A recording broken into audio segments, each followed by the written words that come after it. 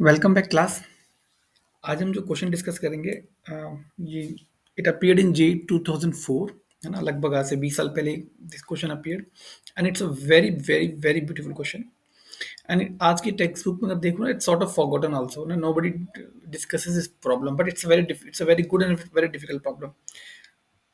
Okay, so let's see this solution na. The question says that you have five matrices A, B, U, V, and X, right? And it is given that AX equals to U has infinitely many solutions. Then you are supposed to prove that BX equals to V has no unique solution.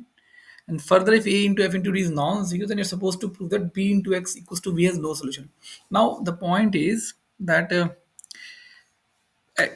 this question is really scary in the sense that everything is we have to deal in terms of variables. Like you can see A, B, D, C, F, G, H. Not if the values are there, then it becomes easy. मगर फिलहाल values नहीं है, इसलिए question difficult है बहुत। अब इसको approach कैसे करेंगे, है ना? कुछ कुछ दे रखा है, एक्स बराबर u is infinitely many solutions, B x बराबर we has no unique solution. First of all, अगर ऐसा क्वेश्चन एग्जाम में आता है तो अच्छा बच्चा वही है जो इसको छोड़ दे एक वक्त के लिए, है ना, do some other problem. Okay, क्योंकि इस क्वेश्चन को जब तक अंडरस्टैंड करोगे, कॉम्प्रीहेंड करोगे, कर भी दोगे, इतने में तो दूसरे क्वेश्चन भी हो जाएंगे, right? But non let's discuss it. तो फर्स्ट ऑफ ऑल थोड़ा सा बैकग्राउंड में देता हूँ, आई होप आपको पता होगा। सपोज अगर आपके पास कुछ ऐसा सिस्टम होता है, A x equals to, let me write it again, wait. Suppose if you have a system like a into x, wait, let me change the color also, this is not the color I want. Okay, a little bit dark. Okay, suppose you have a system. Okay, suppose you have a system a into x barabar v, say u. Okay, and say it's a 3 cross 3 matrix, and it is a 3 cross 1 matrix, and this is going to be 3 cross 1 matrix. तो ये पढ़ा होता है बच्चों ने कि अगर determinant of A zero नहीं होता, then we have a unique solution.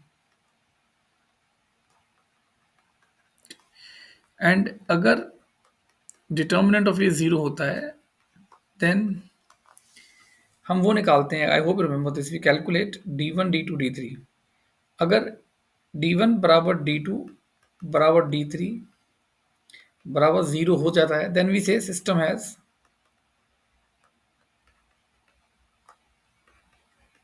No solution और इन्फिनिटली मैनी सॉल्यूशन।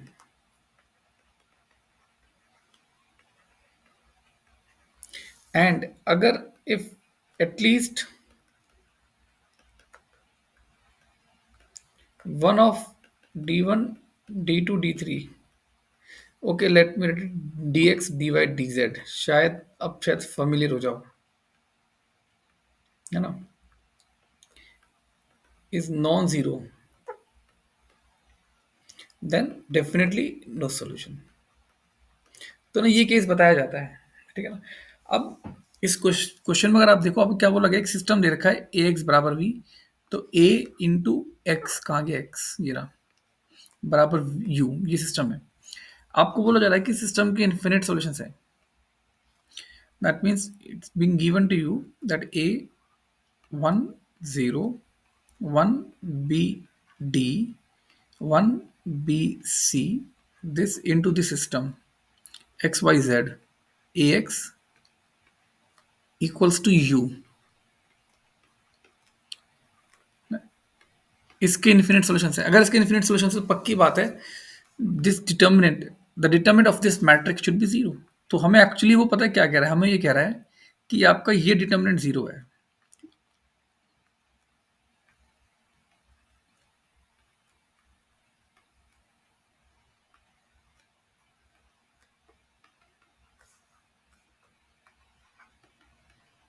वो ये कह रहा है कि ये जीरो है। फर्दर और कौन सा डिटर्मिनेंट जीरो है, D X D Y D Z भी जीरो है। अब D X D Y D Z कैसे बनता है, कैसे लिखोगे डी एक्स, जो पहला रो होता है उसकी जगह एफ जी एच आ जाएगा, है ना। दैट मीन्स ये वाला डिटर्मिनेंट, पहला कॉलम जो होता है, तो ये वाला भी क्या है, डिटर्मिनेंट जीरो है।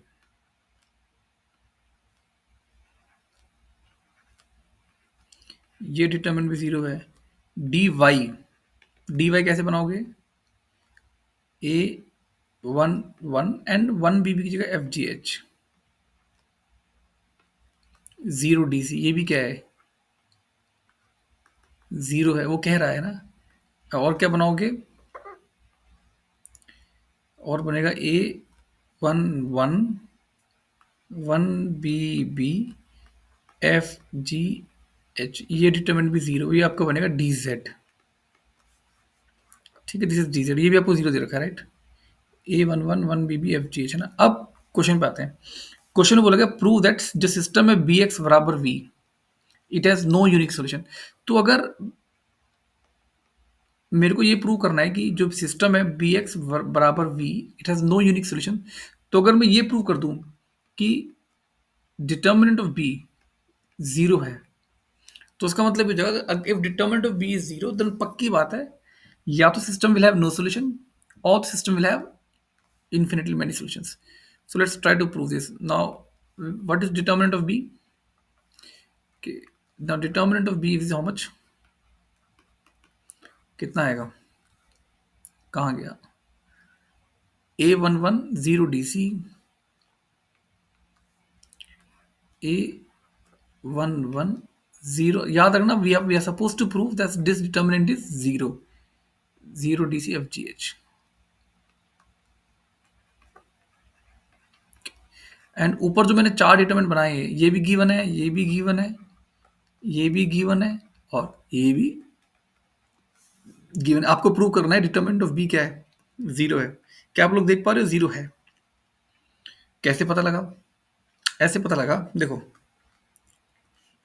आपको पता है डी वाई जीरो है, और हमें पता है कि अगर मैं किसी डिटर्मिनेंट में रोज और ट्रांस कोई नया डिटर्मिनेंट बनाता हूँ बाय टेकिंग इट्स ट्रांसपोज, तो डिटर्मिनेंट चेंज नहीं होता है।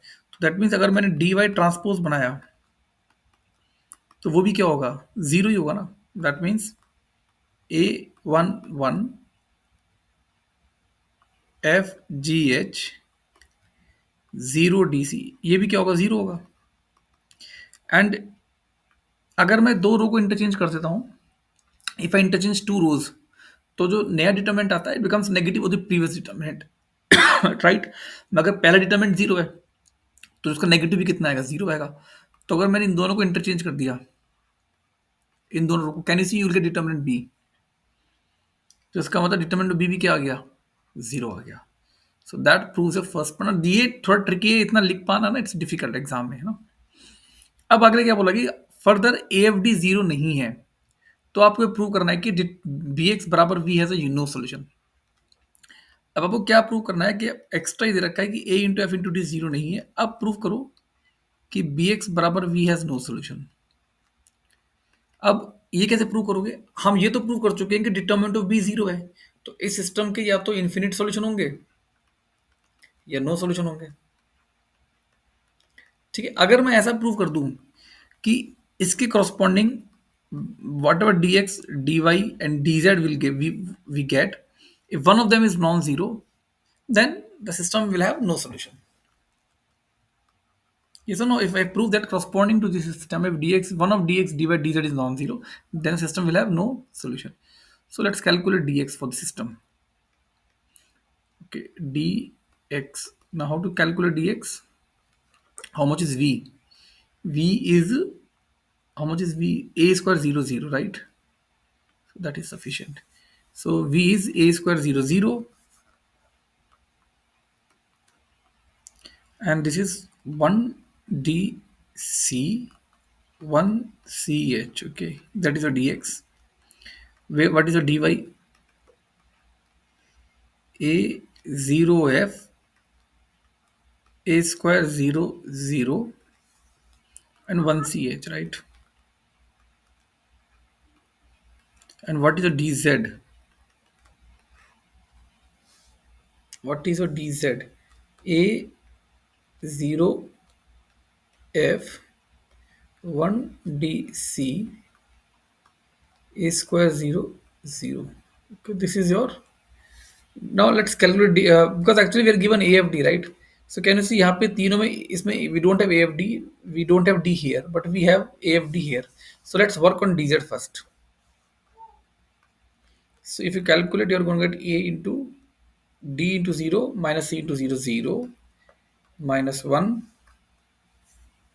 How much? Again 0, very good. Plus A square into minus FD. That means the corresponding determinant is minus A square FD. Now it is given to you that A into F into D is non-zero. That means na to A can be 0, F can be 0 and D can be 0. So if none of A, B, F and D can be 0, hence this product cannot be 0. So if dz is non-zero, that means what? No solution.